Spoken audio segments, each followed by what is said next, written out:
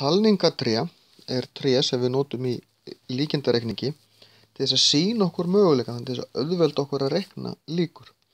Við skulum ímynda okkur að í poka séum við með 3 kúlur og þá táknum við fyrsta dráttinn svona.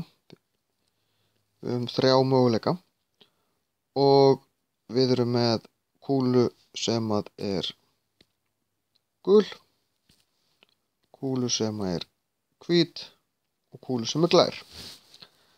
Og við ætlum alltaf að skila aftur, þannig að ef við drögum síðan aftur, þá eru aftur 3 möguleikar.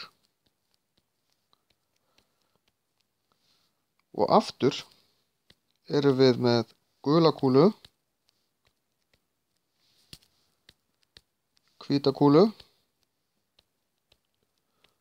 og glæra.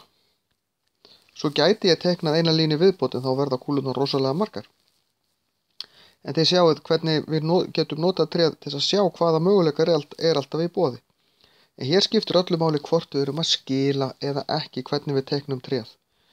Því að ef við höfum ekki skilað, þá hefði til dæmis þessi kúla ekki verið hér, þá hefði ég sleppt henni af því að hún er búið að draga hana, hún er farin. Þá eru bara þessar 2 eftir. Og hér hefði ég sleppt þessari og hér hefði ég sleppt þessari. Þannig að það skiptir máli hvort við skilum eða ekki þegar við teiknum tréð. Og ef við erum með misjafnar líkur, þá getum við skrifa líkurnar við greinarnar. En þegar við gerum það, þá köllum við þetta nú yfirleitt líkindatré.